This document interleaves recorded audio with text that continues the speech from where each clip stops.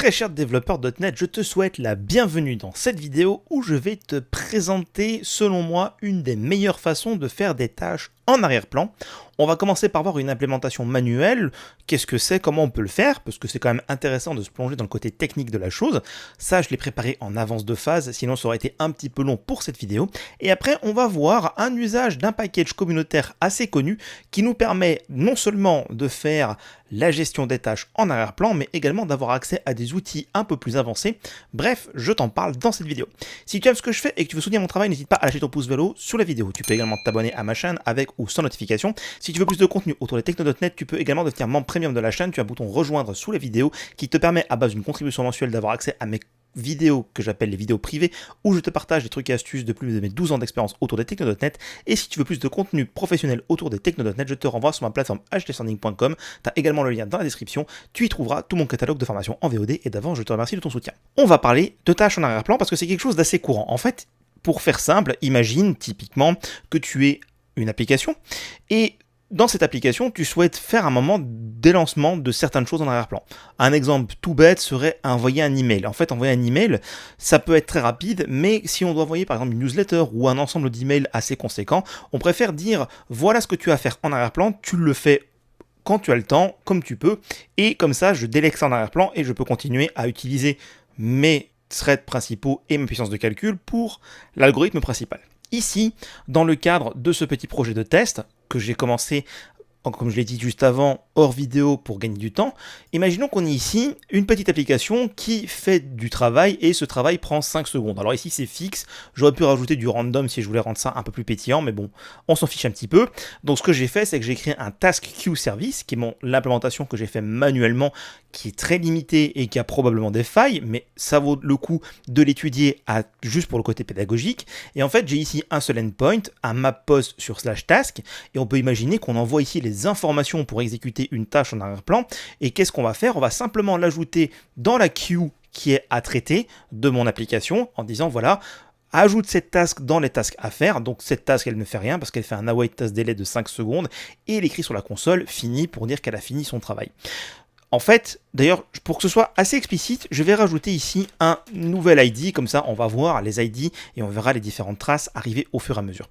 Donc, c'est simplement un endpoint sur lequel j'envoie un travail à faire et en fait c'est du fire and forget. J'envoie ça, je dis fais-le en arrière-plan et donc c'est là déjà une des premières failles, c'est que mon implémentation, comme je le disais, est très faillible, mais elle a une première faille ici, enfin elle a plusieurs failles. La première, une fois que la tâche a été mise dans la queue d'attente, elle ne peut plus être annulée ou retirée. Ça, c'est la première chose. Deuxième chose, je n'ai pas créé de système de surveillance. On ne peut pas savoir ici quelles sont les tâches qui sont en cours, quelles sont celles qui sont terminées avec succès, quelles sont celles qui sont terminées avec erreur. Donc, ça ne nous permet pas de faire cela et on n'a pas de reporting sur vraiment où est-ce qu'on en est au niveau de l'exécution des tâches. Il y en a combien dans la queue, qu'est-ce qui se passe, c'est laquelle qui est en train d'être traitée, ainsi de suite. Bien que pour ces points-là, on puisse améliorer l'implémentation que j'ai faite, ça demande quand même pas mal de boulot et justement, le but de cette vidéo, c'est de te montrer comment tu peux faire ça en un claquement de doigts. Mais à des fins pédagogiques, on va regarder ce task queue service pour essayer de comprendre comment ça marche à un niveau technique. Si ça t'intéresse pas, je t'invite à avancer un peu dans la vidéo où je te présente le package et la solution pour le faire de façon professionnelle. En fait, ce n'est pas très compliqué. On définit dans le task queue service le nombre de tâches qu'on autorise en parallèle. Ça, c'est la première chose. Et on va créer ici une concurrent queue de tasks parce que effectivement, concurrent, rien n'empêche de pousser des tasks dans ce queue service parce que je le rappelle qu'il est enregistré en tant que singleton. Donc, rien n'empêche de plein de threads en même temps d'envoyer plein de tasks dedans et il faut qu'il gère ça de façon concurrente. On aura la sémaphore qui va être initialisée avec le nombre de tâches en parallèle et la possibilité de l'annuler ici avec un cancellation token source. Même si je ne l'expose pas, j'ai prévu effectivement qu'on puisse l'annuler parce que quand on démarre ce service, on va lancer une méthode dans une task en arrière-plan que d'ailleurs je n'ai pas configuré. Tu remarqueras que je ne l'ai pas mis en background task, je l'ai mis en task.run classique. On aurait largement pu améliorer ça. Et ce que va faire ce background task, c'est qu'il va simplement vérifier que tant qu'il n'y a pas de demande d'annulation, on va essayer de récupérer une task de la queue et sinon on va attendre. Ici j'ai mis 100 millisecondes, c'est-à-dire que toutes les 100 millisecondes on vérifie et dès qu'il y en a une, on la prend, on bloque au niveau de la sémaphore et on la lance. Donc ici, On release la sémaphore quand la task est terminée, donc en fait il y a une capture, mais bon, c'est pas très grave dans l'idée, c'est encore une fois c'est très faillible comme je le disais, et ça permet en fait d'empiler les tasks et de les avoir deux par deux vu que la sémaphore bloque au niveau de 2, donc ça veut dire que ici si je fais un DQ, je dois attendre qu'il y ait une des tasks qui est terminée pour ajouter ma nouvelle task. C'est très faillible, comme je le disais, et ça mériterait largement d'être amélioré avec les points qu'on a vus avant, mais quoi qu'il en soit, si je décide de lancer cette implémentation qui est la mienne, donc je vais mettre ici la console sur ce côté, comme ça on va voir les traces ici, et là je vais lancer mes différentes requêtes, donc je les lance, on voit que je les lance comme ça en arrière-plan, 3, 4, 5, et en fait on voit petit à petit que les tasks se terminent ici et qu'elles commencent à arriver, donc en fait elles sont bloquées en attendant qu'il y en a une qui est terminée et ça commence à dépiler et arriver ici. Donc c'est une implémentation extrêmement faillible, extrêmement simpliste, extrêmement naïve de la gestion des tasks en arrière-plan, et un problème qu'elle a également, c'est que tout est en mémoire, ce qui veut dire que si mon application, pour une raison quelconque, venait à planter ou à être redémarrée, et ça, le redémarrage, c'est très courant dans les applications .NET de nos jours, surtout quand on fait des applications légères qui sont orientées cloud, parce qu'on est sur des déploiements type Docker, Kubernetes, donc on est redéployé, redémarré systématiquement, eh bien on perd tout simplement l'information. Donc, comme on l'a dit depuis le début de cette vidéo, il y a pas mal de problèmes avec cette implémentation naïve et on pourrait effectivement prendre énormément de temps pour le faire manuellement, ce serait très intéressant d'un point de vue technique et pédagogique, mais bien heureusement, il existe une solution communautaire qui s'appelle Hangfire. Je vais dans les packages Nuget et en fait, si je cherche ici Hangfire, c'est le nom de ce package, on a la possibilité d'avoir ces fameuses Fire and Forget tasks. Il faut savoir que quand on veut utiliser Hangfire, en fait, on va avoir deux parties principales. La première, c'est Hangfire de base, qui est grosso modo l'espèce de task queue service qu'on a fait en beaucoup plus évolué. Donc ça, on va dire, c'est le cœur de Hangfire, c'est ce qui te permet de déléguer des tâches en arrière-plan. Donc je vais commencer par installer ce package-là, parce que c'est lui qui me permet de déléguer en arrière-plan, et ça va tout simplement me permettre de faire l'équivalent de ce que je faisais avant, mais de façon professionnelle. Donc une fois que c'est installé, qu'est-ce que je dois faire ? Je vais aller ici dans les services et je vais appeler la méthode add_hangfire, comme ceci. Il faut la configurer. Donc ici, on va avoir une configuration et dans cette configuration, on peut donner un ensemble de choses assez intéressantes, notamment la notion de dashboard. Comme je le disais avant, c'est un des problèmes qu'on avait, c'est-à-dire qu'on n'avait pas de reporting sur ce qu'il se passe. Et maintenant, avec Hangfire, on a une notion de dashboard et quand on peut le voir, on a beaucoup également de choses en plus. Et ce qui est intéressant, c'est qu'en plus du dashboard, on a également la possibilité d'utiliser une base de données pour sauvegarder les tasks de telle sorte que si l'application est redémarrée ou redéployée ou plante pour une raison quelconque, les tâches sont enregistrées dans la base et seront récupérées de la base de données pour être exécutées. Donc il n'y a pas de perte d'infos. Parce que de base, il fonctionne en mémoire. Si on le configure avec la documentation qu'on trouve sur le site officiel, on va se retrouver avec uniquement des choses en mémoire. Donc la première chose à faire, ça va effectivement être de définir comment est-ce qu'on souhaite faire en sorte que les tâches soient sérialisées pour être sauvegardées. Pour ça, on va mettre Use Simple Assembly Name Type Serializer, ça c'est la première chose. C'est Fluent, donc on peut les chaîner, les appels. Ensuite, on va mettre également le Use Recommended Serializer Settings. Donc ça, c'est parce que ce sont des choses qui sont préconfigurées de base. Mais si vous êtes un peu curieux ou que vous avez des besoins particuliers, je vous renvoie vers la documentation officielle du package qui vous explique comment vous pouvez faire en sorte pour personnaliser ces besoins-là. Encore une fois, le but de cette vidéo, c'est de vous le présenter, pas d'en faire un cours 100% complet. Et là, par exemple, imaginons que je souhaite mettre en place une persistance. Alors, je ne vais pas m'ennuyer à mettre une persistance avec SQL Server. Par contre, je peux mettre Hangfire et taper ici SQLite. Donc, ça me permet d'avoir ce package, Hangfire Storage SQLite. Alors, attention, il y en a un deuxième. Moi, personnellement, j'utilise celui-là. Je ne sais pas ce que vaut celui-là. Donc, si vous souhaitez tester un autre, vous pouvez tester le second de la liste. Moi, j'utilise déjà le premier avec succès, il marche très bien. Et une fois que ça c'est fait, une fois que j'ai installé le package, j'ai juste à faire ici un Use SQLite Storage. Donc forcément, ça va nécessiter que je fasse l'import du namespace du package que je viens d'installer. Et dans le Use SQLite Storage, on peut lui donner le nom de la base de données. Donc par exemple, on va l'appeler task.db. Et après, on peut passer également des éventuelles options qui pourraient nous intéresser. Donc là, si on va de la même façon sur le repo officiel du package, on peut avoir plus d'informations sur comment le configurer. Encore une fois, on a une vraie liberté. Une fois que ça c'est fait, donc on a configuré le cœur du service, il faut également qu'on ajoute le serveur.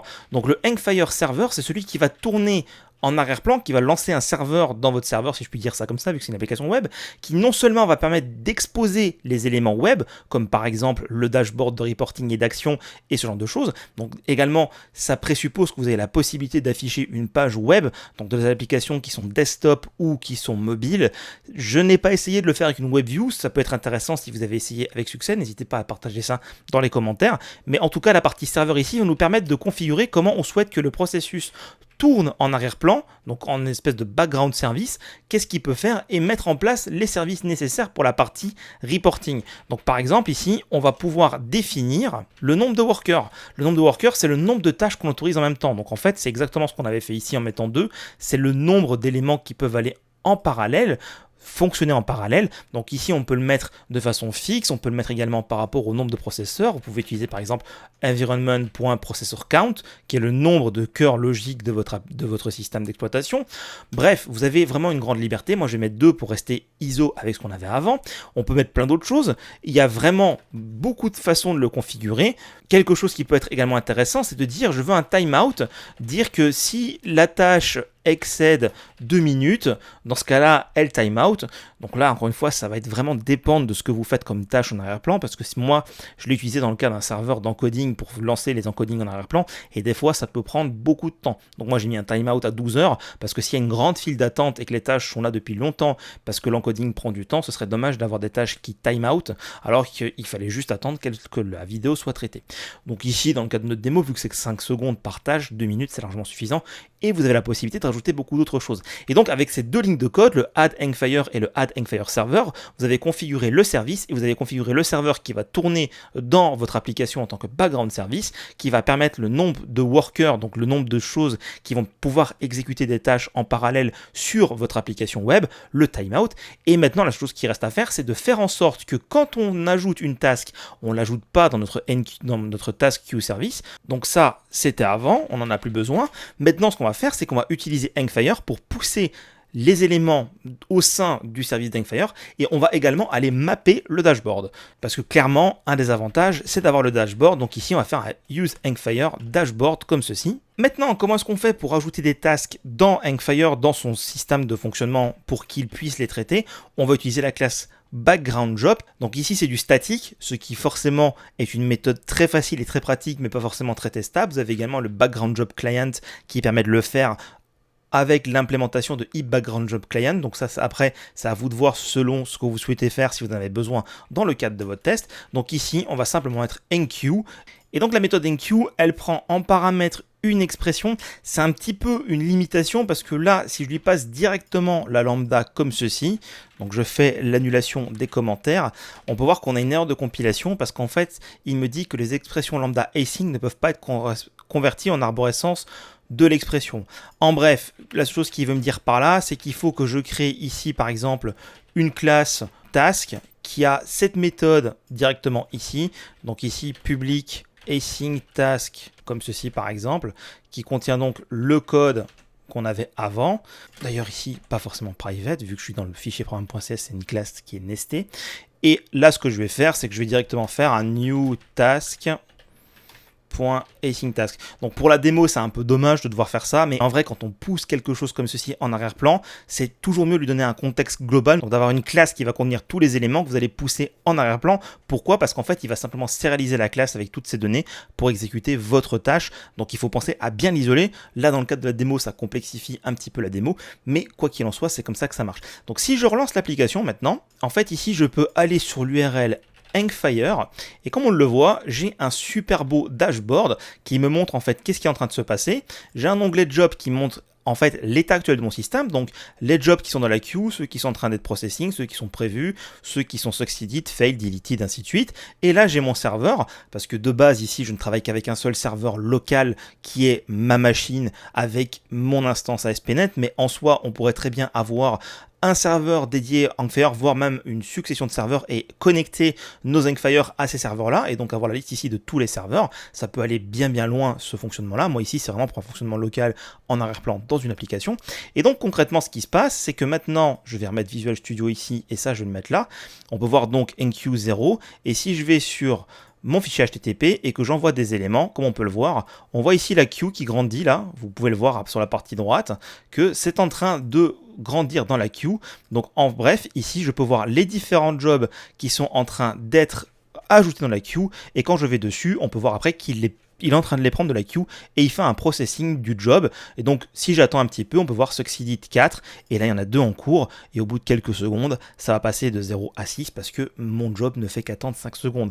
Mais ça vous permet de mettre des choses en arrière-plan et de dire, je m'en occupe plus, c'est du faire and forget. Et comme ça, c'est traité tranquillement au fur et à mesure qu'il y a de la ressource qui est disponible. Je trouve ça extrêmement pratique et franchement, le gros coup de cœur de ce Hangfire, c'est clairement le dashboard qui là n'est pas spécialement très explicite parce qu'on n'a pas vraiment beaucoup d'informations, mais ça nous permet, en fait, si on est sur le dashboard, ici, là, cette information-là, en temps réel, ne prend que ce qui est en cours, donc en fait, si j'envoie des requêtes maintenant, on va les voir arriver au niveau du temps réel, ici, avec les failed, deleted, succeeded, et là, en fait, c'est un graphe historique qui nous permet d'avoir l'information, et ce qui est important, c'est que comme je l'ai montré précédemment, ici, si je reviens là, on peut voir qu'on a un storage, donc la possibilité de stocker les éléments dans une base de données pour les reprendre, et même si on décide d'aller ici dans les jobs, d'ailleurs on peut le voir ici, hop, on voit le résultat de ce que j'ai fait, des requêtes que j'ai envoyées, je peux très bien aller ici, aller dans Succeed, prendre un job par exemple, faire un requeue, un delete, et vous voyez j'ai vraiment une interface de contrôle